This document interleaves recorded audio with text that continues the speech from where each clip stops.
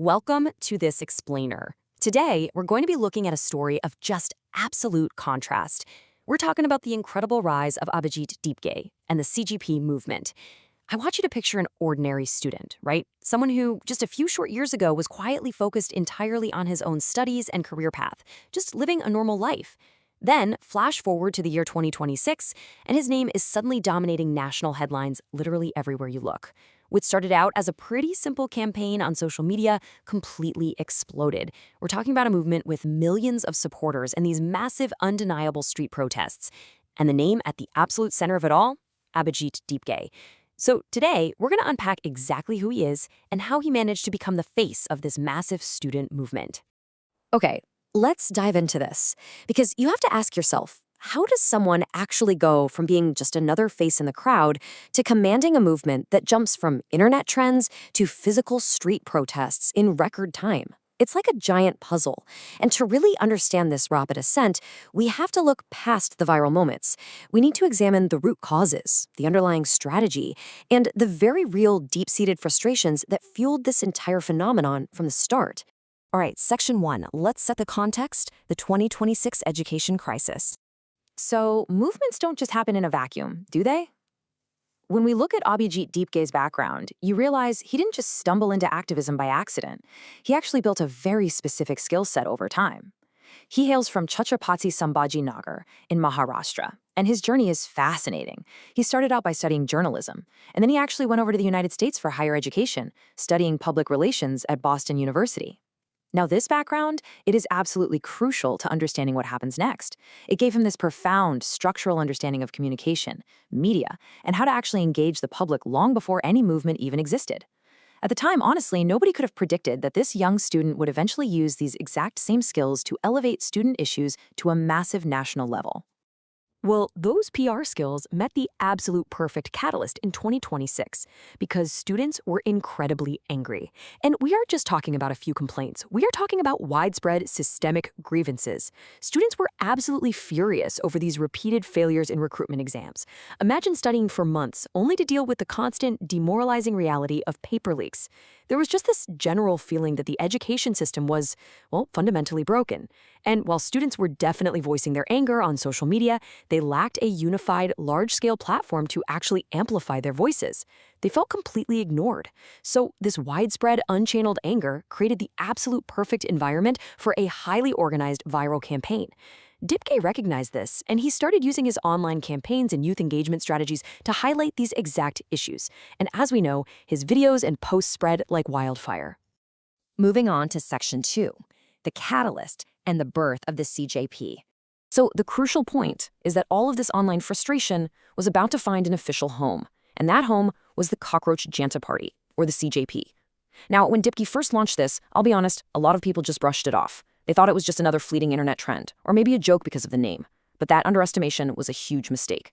Within weeks, it wasn't just thousands of people joining, it was literally millions. Students, young professionals, active social media users, they all just flocked to the movement. The CJP rapidly scaled from this catchy online moniker into a massive, formalized campaign, and they had new supporters joining the ranks every single day. And through the CJP, Dipke fully utilized that public relations background we talked about to organize these students online. He didn't just complain into the void, he centralized their demands. The movement focused really heavily on demanding concrete education reforms, total transparency in examinations, and just generally addressing core youth concerns.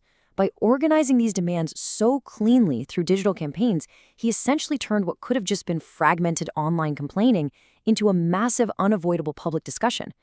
For the first time, supporters felt that someone was finally raising their voices loudly and clearly. Let's move to Section 3 and see how this builds. Escalation from screens to streets.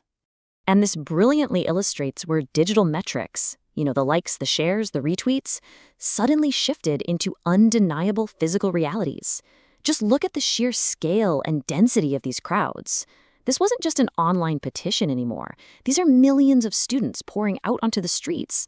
Actually translating digital organizing into a physical mobilization is incredibly difficult to pull off, but here we see the physical manifestation of all that online frustration.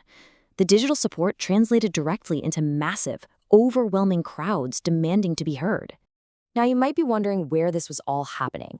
The locations of these protests were highly symbolic. Take Delhi's Jantar Mantar, for instance. It's a historic monument, and it's frequently used as a site for peaceful, democratic protests and youth-led demonstrations. But contrast that peaceful history with the reality on the ground during this movement. You had tense, heavy police barricades and security forces positioned directly across from these protest setups. It's quite a contrast, right? A democratic exercise in free speech at a historic monument being met with the intense, heavy, physical reality of state security responding to just the sheer volume of the crowds. What's also really notable here is the level of organization at these physical events. This wasn't just chaos, not at all. You had leaders addressing these massive crowds from atop trucks. They were equipped with large speaker systems. People were waving the Indian flag. It really shows a structured, youth-led rally where the demands for justice were being clearly and loudly broadcast to the thousands upon thousands gathered there. It was coordinated, it was highly visual, and frankly, it was impossible to ignore.